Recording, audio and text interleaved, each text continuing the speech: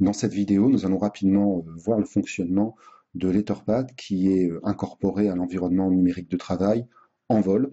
Le principe de fonctionnement sera exactement le même pour un pad du type Framapad. Pour accéder à Etherpad, il suffit de cliquer sur l'icône correspondante dans la partie pédagogique des applications. On arrive sur la fenêtre d'accueil où il va falloir choisir un nom pour le pad. Admettons, nous allons utiliser le nom EC10. Il va falloir retenir soigneusement ce nom, parce qu'il va permettre d'accéder à nouveau au pad une fois celui-ci fermé. Et puis c'est aussi le nom que les autres utilisateurs vont devoir utiliser pour accéder au pad et travailler en collaboration. Il faut être vigilant quant à l'orthographe de ce nom de pad, faire attention aux majuscules, aux minuscules et aux minuscules qui sont pris en compte par le logiciel. Une fois le nom choisi, on valide et nous voici dans le pad dont on va pouvoir dès maintenant modifier le nom. Ce pad s'intitule EC10 et on voit que l'environnement se présente de façon tout à fait classique comme pour un traitement de texte mais en plus simplifié avec des commandes de mise en forme, gras, italique, souligné, barré, des listes à puce ou des listes numérotées, des commandes d'indentation, d'annulation ou de rétablissement, à pouvoir aussi jouer sur les couleurs, le style de caractère, l'alignement. Ce sont des commandes qu'on va retrouver pour la plupart dans les menus déroulants, avec bien entendu un certain nombre de commandes supplémentaires.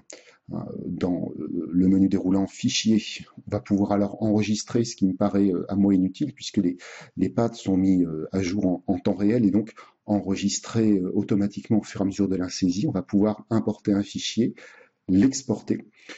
On va pouvoir aussi accéder à l'historique des modifications et voilà un élément qui est extrêmement intéressant. Tous les éléments en rapport avec l'historique de modification, on va les retrouver juste ici avec la petite icône horloge. Alors admettons, on va modifier ce pad, nous allons rentrer un texte d'essai dans l'historique des modifications. On va pouvoir voir le travail qui a été accompli et par qui on va pouvoir en fait reconstituer toute l'histoire du pad et éventuellement rétablir le pad lorsque c'est nécessaire, lorsqu'il y a eu un problème ou une perte d'information. Retournons ici sur le pad. Maintenant, nous allons connecter un deuxième utilisateur dans un autre navigateur.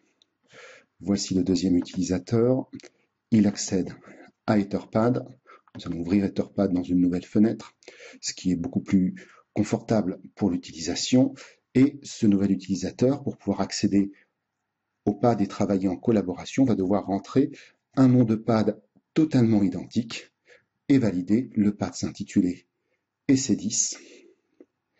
Et nous voici connectés à ce pad et on voit que ce pad possède désormais deux utilisateurs, un utilisateur admin et un utilisateur Sylvain Bruyère. Ce deuxième utilisateur va pouvoir modifier le pad et les modifications seront mises à jour sur le pad du premier utilisateur. Alors nous allons rentrer un texte d'essai. On le voit, les choses sont très très dynamiques. Etherpad est très très rapide et les mises à jour se font véritablement en temps réel, ce qui rend le travail collaboratif très confortable. Et cela fonctionne dans les deux sens, les deux utilisateurs étant identifiés par une couleur différente. Donc on sait qui a modifié quel texte.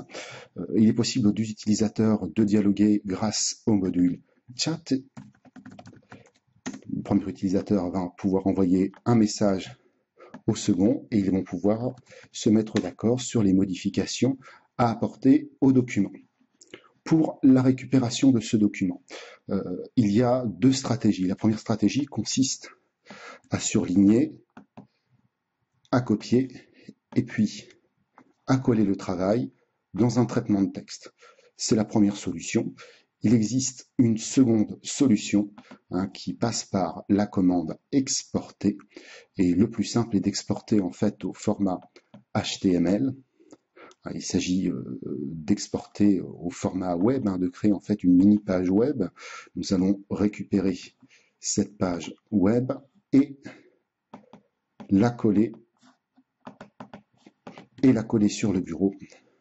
Voilà la page EC10 et avec le traitement de texte, il va être possible de l'ouvrir. J'accède au bureau. EC10 se trouve ici. Et voici mon texte importé. Ainsi, ici il n'y a pas d'éléments de mise en forme, mais s'il y avait eu des éléments de mise en forme avec des textes mis en grade, des listes à puces, tout cela aurait été récupéré lors de l'exportation.